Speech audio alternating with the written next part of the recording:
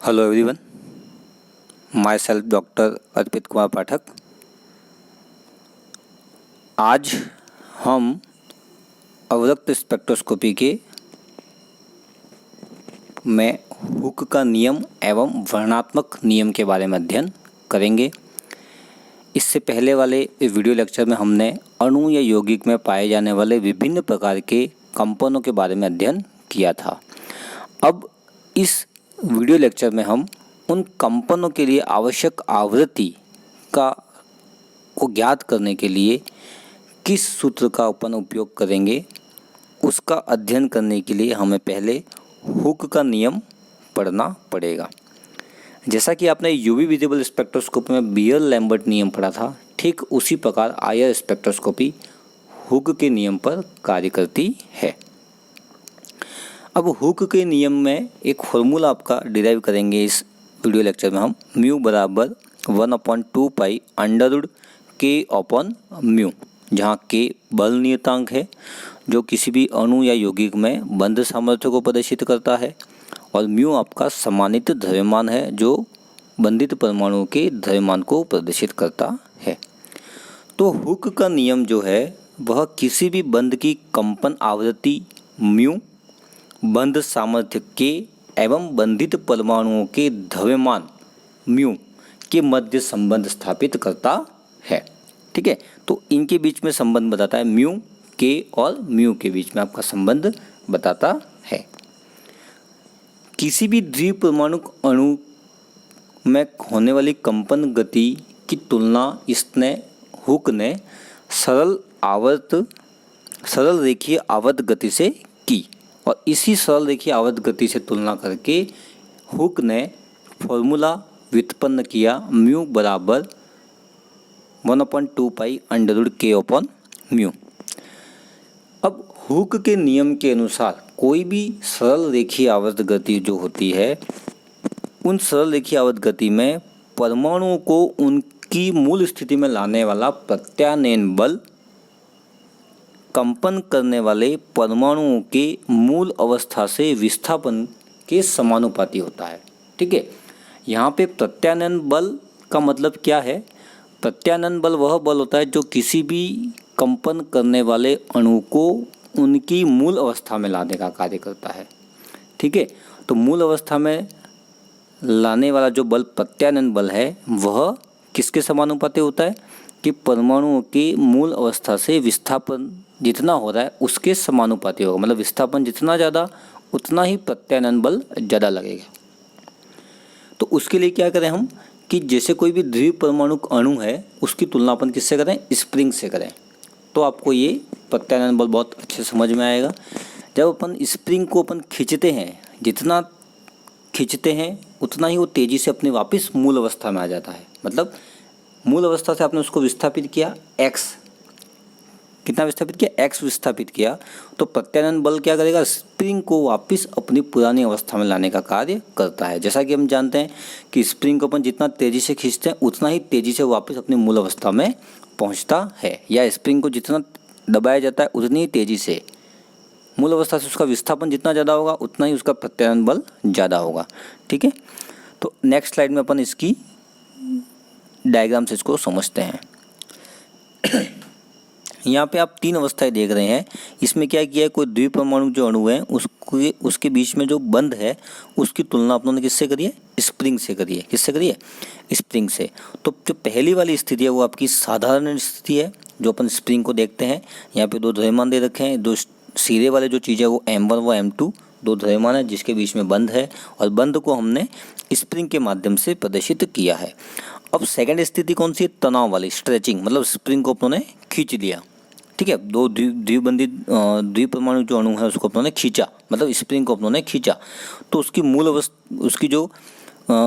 अवस्था से उसका एक्स अपनों ने क्या किया? विस्थापन किया। क्या किया? एक्स विस्थापन किया। राइट साइड में भी एक्स विस्थापन किया और लेफ्ट साइड में भी अपनों ने विस्थापन किया। जैसा कि आप यहाँ पे R1 X1 और ये आप 2 चीज़ें देख रहे हैं, X1 and this is X2। ठीक है, अब यहाँ पे जो RE आपको जो दिख रही है, RE क्या है? 2 द्विपरमाणु अणु है, 2 परमाणु के बीच में जो आपको दिखाई दे रहा है उसके बीच की साम्य दूरी है, मतलब बंध लंबाई है ये। कुल मिलाकर अपन इसको क्या कह सकते हैं, एक तरीके से बंध कह सकते हैं, बंध लंबाई कह सकते हैं, दो परमाणु के बीच की साम्य दूरी है, ठीक है। और x1 और x2 आपने विस्थापन किया और ये आपका प्रत्यानयन बल कार्य कर रहा है। तो ये तनाव की स्थिति में है, तो x जितना ज़्यादा होगा उतनी ही तेजी से स्प्रिंग वापस अपनी मूल अवस्था में आती है।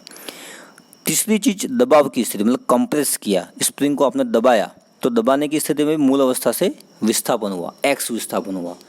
तो यहाँ पे हुक का नियम ये कहता है कि सरल रेखीय आवर्त गति में कंपन करने वाले परमाणुओं को अपनी मूल अवस्था में लाने वाला जो प्रत्यानयन बल होता है वह परमाणुओं के मूल अवस्था से जितना विस्थापन होगा उस विस्थापन x के समानुपाती होता है, ठीक है। तो ये तो बात करते हैं थ्योरेटिकली, अब इसका अपन बात करते हैं मैथमेटिकली, ठीक है। माना कि बंधित परमाणु के मध्य कंपन के कारण मूल अवस्था में साम्य दूरी कितनी है, RE। जब मैंने पहले बताया दो परमाणु के बीच की जो साम्य दूरी है, मतलब एक तरीके से अपन उसको कह सकते हैं बंध लंबाई RE है, से विस्थापन कितना है, x है। तो लगने वाला प्रत्यानयन बल कितना होगा, F।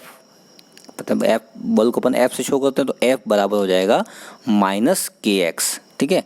आगे अपन बढ़ते हैं, तो यहाँ पे आपने लिखा है m1 d² r1 upon dt² बराबर -kx, मतलब पहले वाले परमाणु पे लगने वाला प्रत्यानयन बल, m1 वाले परमाणु पे लगने वाला प्रत्यानयन बल कितना हो गया, m1 d² r1 upon dt² बराबर -kx। और दूसरे परमाणु पे जो लगने वाला बल है वो कौन सा है, कितना है आपका, m2 d² r2 upon dt² बराबर -kx। यह अपनों अवकलन की फॉर्म में f को अपनों लिखा है। यहाँ पे k है वह एक आपका बल नियतांक है जो किसी भी अणु या यौगिक में दो बंधित परमाणु के बीच की बंध सामर्थ्य को प्रदर्शित करता है, और ये आपका नियतांक है, कांस्टेंट रहेगा। और x आपका मूल अवस्था से कितना विस्थापन हो रहा है वह, और माइनस का साइन यहाँ पे इसलिए लगा हुआ है क्योंकि प्रत्यानयन बल है वह विस्थापन के विपरीत दिशा में लगेगा, मतलब आपने विस्थापन जिस दिशा में किया प्रत्यानयन बल उसके विपरीत दिशा में लगेगा, तो माइनस साइन का मतलब आपका यहाँ पे ये है। और दूसरी चीज़ आपका यहाँ पे m1 व m2 दो बंधित परमाणु के बीच के दो परमाणु उनके द्रव्यमान है, और r1 एवं r2 द्विपरमाणु जो अणु है उसकी केंद्रीय गुरुत्व से सापेक्ष स्थितियाँ हैं। m1 की r1 है और m2 द्रव्यमान की r2 है, केंद्रीय गुरुत्व जो है उससे उसकी सापेक्ष स्थितियाँ हैं। क्योंकि हम पहले से जानते हैं कि r1 बराबर होता है आपका m1 upon m1 plus m2 into r, r2 बराबर होता है m1 upon m1 plus m2 into r। यह पहले से दिया हुआ है, ठीक है। इसको अपन ज़्यादा आगे सोचते हुए नहीं अपन आगे बढ़ते हैं। जहाँ r बराबर कंपन के समय परिवर्तित नई लंबाई है, ठीक है। जैसे कि आप आगे की स्लाइड में वापस देख सकते हैं कि जैसे कि माने यहाँ पे r लिखा हुआ है, रेड कलर में आपको दिख रहा है, रेड कलर मैंने एरो के साइन बीच में r लिखा हुआ है। तो ये जो r है वो क्या है, जब आपने द्विपरमाणु जो अणु है उसको आपने जब खींचने के बाद जो उसकी दो परमाणु के बीच की जो दूरी है उसको अपन क्या कह रहे हैं, r कह रहे हैं, ठीक है। क्या हो गया वो आपका r हो गया, ठीक है। तो r ये आपका वो चीज़ है, ठीक है। और m1 व m2 परमाणु 1 व परमाणु 2 के द्रव्यमान है। तो f बराबर क्या हो गया, -kx। f को यहाँ पे अपने अवकलन के फॉर्म में लिखा है, तो पहले परमाणु पे लगने वाला बल कितना हो गया, m1 d² r1 upon dt² बराबर -kx। और दूसरे परमाणु पे लगने वाला जो बल है वो कितना है, प्रत्यानयन बल m2 d² r2 upon dt² बराबर -kx। अब आपने क्या किया, अब समीकरण 1 थी जो उस समीकरण 1 में अपना समीकरण 3 से मान रखने पर, मतलब समीकरण 1 जो आपकी दिख रही है जैसे कि आप स्क्रीन में देख रहे हैं m1 d² r1 upon dt² बराबर -kx, उसमें r1 की जगह अपन वैल्यू रखेंगे समीकरण 3 वाला, r1 बराबर m2 upon m1 plus m2 into r। तो यह r1 की जगह अपन समीकरण 3 वाला मान रख देंगे समीकरण नंबर 1 में। तो नेक्स्ट आपका जो फॉर्मूला बनता है उसको अपन नेक्स्ट स्लाइड में देखते हैं। जो फॉर्मूला बनेगा वो बनेगा आपका m1 into m2 upon m1 plus m2 into d² r upon dt² बराबर -kx, ठीक है। तो आपका ये नया फॉर्मूला बन गया, एक नई समीकरण बनी, समीकरण नंबर 5, ठीक है। जैसा कि x यहाँ पे विस्थापन है, r जब मॉलिक्यूल जो द्विपरमाणु अणु है उसको अपन ने खींचा, खींचने के बाद दो परमाणु के बीच की दूरी है वो r है, और re आपका मूल अवस्था में दो परमाणु के बीच की साम्य दूरी है। तो x बराबर जो विस्थापन आपने किया वो कितना हो गया, r माइनस आर ई। तो r बराबर क्या हो जाएगा, r बराबर हो जाएगा आपका x प्लस आर ई। और चूँकि आर ई एक बंध लंबाई है, दो परमाणु के बीच की जो बंध लंबाई होती है वो हमेशा नियत रहती है, कांस्टेंट रहती है। और जब किसी कांस्टेंट राशि का अवकलन किया जाता है तो उसका वैल्यू कितनी आती है, 0 आती है। तो यहाँ पे dt के सापेक्ष उसका अवकलन किया जाएगा तो आर ई का मान 0 आएगा। तो हम यहाँ पर r बराबर x लिख सकते हैं, मतलब r की जगह अपन क्या पुट कर देंगे, x की वैल्यू, मतलब समीकरण नंबर 5 में जो आपको r दिख रहा है उसको अपन x के द्वारा रिप्लेस करेंगे। ठीक है, तो आपका नया फॉर्मूला बन जाएगा m1 m2 upon m1 plus m2 into d square x upon d t square बराबर माइनस के एक्स। आप नेक्स्ट स्लाइड में देख सकते हैं। ठीक है, तो d square r upon d t square बराबर, इसको क्या लिख सकते हैं अपन, d square x upon d t square. तो समीकरण 5 व समीकरण 7 से अपन नया फॉर्मूला आपके सामने आएगा m1 m2 upon m1 plus m2 into d square x upon d t square बराबर माइनस के एक्स। ठीक है, अब यहाँ पे जो आपको m1 इंटू m2 प्लस अपन m1 प्लस m2 जो आपको दिख रहा है उसको एक अपन नया सिंबल दे देते हैं म्यू, जिसको अपन कहते हैं सम्मानित द्रव्यमान रेड्यूस मास। तो m1 into m2 upon m1 plus m2 की जगह अपन लिखेंगे म्यू। तो नया समीकरण आपकी बन जाएगी म्यू बराबर mu into d square x upon d t square बराबर माइनस के एक्स। ठीक है, तो नया समीकरण आपके बना म्यू बराबर d square x upon d t square बराबर minus k x. Next slide में आप देखेंगे कि mu into d square x upon d t square बराबर माइनस के एक्स। ठीक है, म्यू को अपनों ने लेफ्ट साइड में बाईं ओर ले लिया, पक्षांतरण किया, तो यहाँ ये गुणे में था तो यहाँ भाग में चला जाएगा, D square x upon d t square बराबर माइनस के अपन म्यू इंटू एक्स। ठीक है, अब माइनस के अपन म्यू को राइट हैंड साइड में अपन ले आते हैं तो नया समीकरण बनेगी आपकी d square x upon d t square plus minus का साइन इधर आएगा तो प्लस हो जाएगा प्लस के अपन म्यू इंटू एक्स बराबर 0। एक समीकरण आपके लिए बन रही है d square x upon d t square plus के अपन म्यू इंटू एक्स बराबर 0। ठीक है, और सरल रेखीय आवर्त गति के लिए एक स्टैंडर्ड फॉर्मूला होता है जो समीकरण 10 में आपका लिखा हुआ है d square x upon d t square बराबर d square x upon d t square plus omega square x बराबर 0। यह सरल रेखीय आवर्त गति का एक स्टैंडर्ड फॉर्मूला है। ठीक है, और समीकरण 9 और समीकरण 10 की अपन तुलना करेंगे तो यहाँ पे ओमेगा स्क्वायर, ओमेगा जो आपको दिखाया हुआ है वह कोणीय आवृत्ति है, और इन दोनों की आप तुलना करोगे तो d square x upon d t square दोनों में कॉमन है, एक्स भी कॉमन है। तो यहाँ पे जो अलग चीज़ आ रही है वो क्या है, ओमेगा स्क्वायर बराबर क्या हो जाएगा, के अपन म्यू। दोनों की तुलना करोगे तो आपको क्या मिल रहा है, जो अलग जो चीज़ दिख रही है वो क्या है, इधर ओमेगा स्क्वायर है, इधर के अपन म्यू है। तो ओमेगा स्क्वायर किसके बराबर हो जाएगा, के अपन म्यू के। समीकरण 9 और समीकरण 10 की हम तुलना करने पर अपने को एक व्यंजक प्राप्त होता है। ठीक है, वो व्यंजक क्या मिलता है, ओमेगा स्क्वायर बराबर के अपन म्यू। और जैसे अपन ओमेगा स्क्वायर का स्क्वायर हटाएंगे तो आपका फॉर्मूला बनेगा ओमेगा बराबर अंडर रूट के अपन म्यू। यहाँ पे ओमेगा कोणीय आवृत्ति है और म्यू आपकी सरल रेखीय कंपन होता है, सरल रेखीय कंपन की आवृत्ति होती है। तो और म्यू और ओमेगा के बीच में संबंध होता है आपका म्यू बराबर ओमेगा अपॉन 2 पाई, और ओमेगा की वैल्यू अपने पास पहले से ही है अंडर रूट के अपॉन म्यू। तो कंपन की आवृत्ति म्यू बराबर आपका पास फॉर्मूला आ रहा है 1/2 पाई अंडर रूट के अपॉन म्यू। ठीक है, यही अपने हुक के नियम में सबसे पहले यही लिखा था कि म्यू बराबर क्या होता है, अंडर रूट के अपॉन म्यू। यहाँ पे के बल नियतांक है जो बंध सामर्थ्य पर निर्भर करता है। बंध सामर्थ्य जितना ज़्यादा उतना ही बल नियतांक आपका ज़्यादा होगा। और बल नियतांक का मान जैसा कि आप फॉर्मूले में देख रहे हैं म्यू डायरेक्टली प्रोपोर्शनल किसके है, अंडर रूट के। मतलब बल नियतांक जितना ज़्यादा उतनी ही कंपन की आवृत्ति ज़्यादा होगी। और सम्मानित द्रव्यमान के व्युत्क्रमानुपाती होता है कौन, कंपन की आवृत्ति। द्रव्यमान जितना ज़्यादा उतना ही कंपन की आवृत्ति क्या होगी, कम होगी। और म्यू बराबर आपका होता है m1 into m2 upon m1 plus m2। तो यह आपके हुक के नियम के माध्यम से हमने किसी भी दो बंधित परमाणु के बीच में कंपन की आवृत्ति आपको ज्ञात करनी है तो हुक के इस नियम के माध्यम से अपन ज्ञात कर सकते हैं। फॉर्मूला है आपका म्यू बराबर 1/2 अंडर रूट के अपन म्यू। के आपका बल नियतांक है और म्यू आपका सम्मानित द्रव्यमान है। ठीक है, जैसा कि यहाँ पे के एक बल नियतांक है जिसकी यूनिट होती है आपकी, अगर सीजीएस में अपन बात करें तो डाइन पर सेंटीमीटर आपकी बल नियतांक की इकाई होगी। और एकल बंध के लिए यहाँ पे मान दर्शाया गया है 5.0 × 10⁵ और द्विबंध और त्रिबंध के लिए इसका मान क्रमशः दुगुना व त्रिगुना हो जाता है। मतलब बंध सामर्थ्य जितनी ज़्यादा होगी उतना ही के का मान ज़्यादा होगा, और जितना के का मान ज़्यादा होगा उतनी ही कंपन की आवृत्ति का मान हमें ज़्यादा प्राप्त होगा। और सम्मानित द्रव्यमान म्यू मतलब परमाणु के द्रव्यमान के व्युत्क्रमानुपाती होती है कंपन की आवृत्ति। तो हुक के इस नियम के माध्यम से हम किसी भी दो बंधित परमाणु के बीच की कंपन की आवृत्ति ज्ञात कर सकते हैं। तो यह था आपका पहला पार्ट इस वीडियो लेक्चर का, हुक का नियम।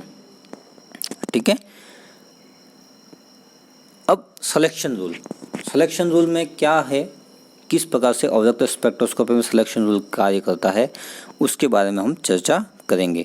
जैसा कि सबसे पहले वाले वीडियो लेक्चर में हमने पढ़ाई था कि किसी भी अणु या यौगिक में 3 प्रकार के ऊर्जा स्तर होते हैं, इलेक्ट्रॉनिक ऊर्जा स्तर, कंपन ऊर्जा स्तर एवं घूर्णन ऊर्जा स्तर।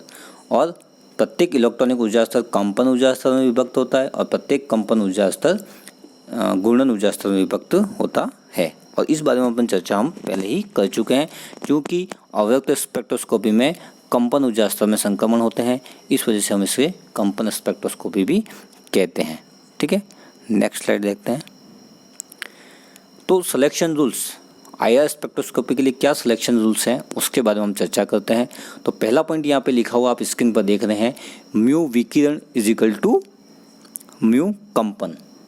पहला फॉर्मूला आपने लिखा हुआ है यहाँ पे म्यू विकिरण। म्यू विकिरण का मतलब क्या है कि जो भी आप सोर्स स्रोत के द्वारा आप आवृत्ति ले रहे हैं उस कंपन उस विकिरण की आवृत्ति उतनी होनी चाहिए जितनी कंपन की आवृत्ति है, अर्थात अणु के कंपनों की आवृत्ति उतनी ही होनी चाहिए जितनी की विकिरण की आवृत्ति है। मतलब कंपन की आवृत्ति का विकिरण, कंपन की जितनी आवृत्ति है, कंपन करने की जितनी आवश्यक आवृत्ति है, वही अगर आवृत्ति का प्रकाश, उतनी ही आवृत्ति की लाइट आप किसी यौगिक को दोगे तो ही वह कंपन कर पाएगा। मतलब कंपन की आवृत्ति जो है वो विकिरण की आवृत्ति के समान होनी चाहिए, तभी किसी भी अणु या यौगिक में कंपन होते हैं।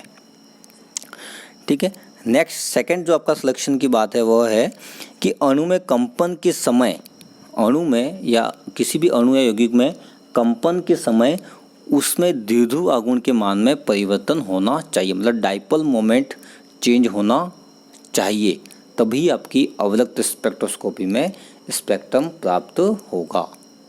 बात को समझे, मतलब किसी भी अणु या यौगिक में कंपन करते समय द्विध्रुव आघूर्ण डाइपोल मोमेंट का मान परिवर्तित होना आवश्यक है। इसका मतलब क्या हो गया, इसका मतलब यह हुआ कि वह अणु या यौगिक आईआर स्पेक्ट्रोस्कोपी प्रदर्शित करेंगे जिनमें डाइपोल मोमेंट उपस्थित है। डाइपोल मोमेंट परिवर्तित कब होगा, जब उसमें डाइपोल मोमेंट होगा तभी परिवर्तित होगा। इसका मतलब क्या हो गया कि अणु या यौगिक में डाइपोल मोमेंट द्विध्रुव आघूर्ण का मान होना चाहिए। अब डाइपोल मोमेंट का मान होगा तभी उसमें कंपन के समय द्विध्रुव आघूर्ण के मान में परिवर्तन होगा। ठीक है, तो यहाँ पे आप एग्जांपल देख सकते हैं N2, H2, O2, है ना। तो ये जैसे यौगिक हैं, ये इन यौगिकों में डाइपोल मोमेंट 0 होता है, तो ये यौगिक है वो आपके आईआर इनएक्टिव है, आईआर स्पेक्ट्रोस्कोपी में अपना स्पेक्ट्रम प्रदर्शित नहीं करेंगे। मतलब आईआर स्पेक्ट्रोस्कोपी का अध्ययन इन यौगिकों के लिए अपन नहीं कर सकते हैं जिनका डाइपोल मोमेंट 0 होता है। जैसा कि यहाँ पे एक एग्जांपल और दे रखा है, कार्बन डाइऑक्साइड CO2 मॉलिक्यूल। तो CO2 मॉलिक्यूल में डाइपोल मोमेंट है, तो ये आपका आईआर एक्टिव तो है, लेकिन अब आईआर एक्टिव में भी जो सममित तनन कंपन, सिमेट्रिक स्ट्रेचिंग जो वाइब्रेशन है, उसमें इसके डाइपोल मोमेंट में कोई परिवर्तन नहीं होता है। इस वजह से CO2 का जो सममित तनन है वो आईआर इनएक्टिव है, मतलब आईआर प्रदर्शित नहीं है। आईआर में सममित तनन कंपन अपने को प्रदर्शित नहीं होगा, जबकि CO2 के असममित एसिमेट्रिक स्ट्रेचिंग वाइब्रेशन में हमें आईआर एक्टिव होगा, वह आपका आईआर एक्टिव होगा। ठीक है, अब H2 और N2 की बात हमने पहले ही कर ली कि इन यौगिकों में IR एक्टिव नहीं है क्योंकि इनमें परमानेंट डाइपोल मोमेंट नहीं है। Next third point selection rules के लिए है, आवर्त गति में कंपनों में वे ही संक्रमण संभव है जिनमें कंपन क्वांटम संख्या में एक इकाई की वृद्धि या कमी होती हो। मतलब कंपन क्वांटम संख्या जो अपने बताया था कि कंपन ऊर्जा स्तर को अपन कंपन क्वांटम संख्या से प्रदर्शित करते हैं, जहाँ पे उसकी वैल्यू 0 से शुरू होती है, 0 1 2 3। तो कंपन क्वांटम संख्या में इकाई वृद्धि या कमी होती हो, मतलब डेल्टा म्यू का मान ±1 हो, तब ही आपका IR स्पेक्ट्रम अपने प्रदर्शित होगा। और यहाँ पे प्लस माइनस साइन का मतलब क्या है कि प्लस का साइन अवशोषण स्पेक्ट्रा के लिए है और माइनस साइन उत्सर्जन स्पेक्ट्रा के लिए। और चूंकि हम जानते हैं कि IR स्पेक्ट्रोस्कोपी अवशोषण स्पेक्ट्रोस्कोपी है, तो अपन लिख सकते हैं कि डेल्टा म्यू का मान कितना होना चाहिए, आपका +1 होना चाहिए। मतलब जब म्यू बराबर 0 से 1 में होगा तो अपने को एक मौलिक बैंड प्राप्त होगा। ठीक है, तो ये आपके सिलेक्शन रूल्स हो गए। म्यू विकिरण बराबर म्यू कंपन, मतलब जितना कंपन के लिए आवृत्ति की आवश्यकता उतनी ही आवृत्ति का विकिरण अणु या यौगिक को दिया जाएगा, तो उसमें IR स्पेक्ट्रोस्कोपी दिखाई देगी। दूसरा जो सिलेक्शन रूल है वो है कि यौगिक या अणु में परमानेंट डाइपोल मोमेंट होना चाहिए, और साथ ही परमानेंट डाइपोल मोमेंट तो होना ही चाहिए, साथ में ही उनमें क्या होना चाहिए, कंपन के समय डाइपोल मोमेंट परिवर्तित होना चाहिए। जैसा कि आप CO2 में देख सकते हैं, CO2 में डाइपोल मोमेंट है, फिर भी सममित त्वरण कंपन IR इनएक्टिव है और असममित त्वरण कंपन IR एक्टिव है। ठीक है, और डेल्टा म्यू बराबर होना चाहिए +1। नेक्स्ट स्लाइड में आप देखते हैं कि जब म्यू 0 बराबर म्यू 1, मतलब यहाँ पे जो डेल्टा म्यू का मान कितना आ रहा है, +1 का आ रहा है, तो ये आपका मौलिक बैंड है।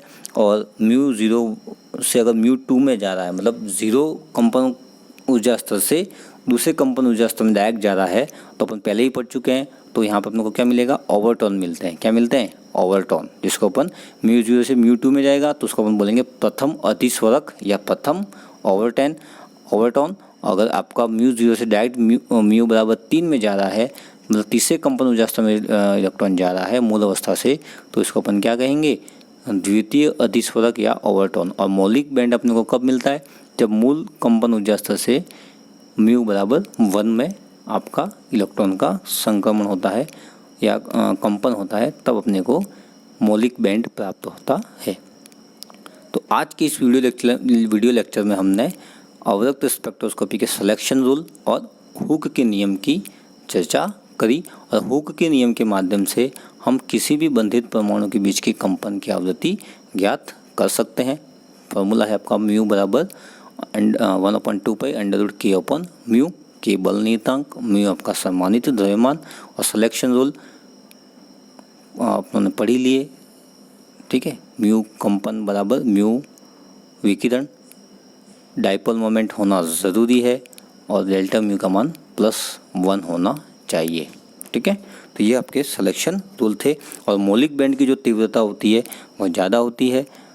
ठीक है, और ओवरटोन की जो तीव्रता होती है वो कम होती है, क्योंकि सिलेक्शन रूल का फॉलो नहीं हो रहा है। क्योंकि यहाँ पे म्यू 0 से डायरेक्ट कहाँ जा रहे हैं, म्यू 2 में, तो डेल्टा म्यू बराबर 1 नहीं मिल रहा, डेल्टा म्यू बराबर 2 मिल रहा है। सिलेक्शन रूल का जो है वो फॉलो नहीं हो रहा है, तो यहाँ पे इसकी जो तीव्रता होगी वो बहुत कम होगी। और म्यू बराबर 0 से म्यू बराबर 1 में जा रहा है, तो यहाँ पे डेल्टा म्यू का मान 1 प्राप्त हो रहा है, तो यह आपके सिलेक्शन रूल को फॉलो कर रहा है, तो इसकी वजह से इसकी तीव्रता ज़्यादा होती है। थैंक्स।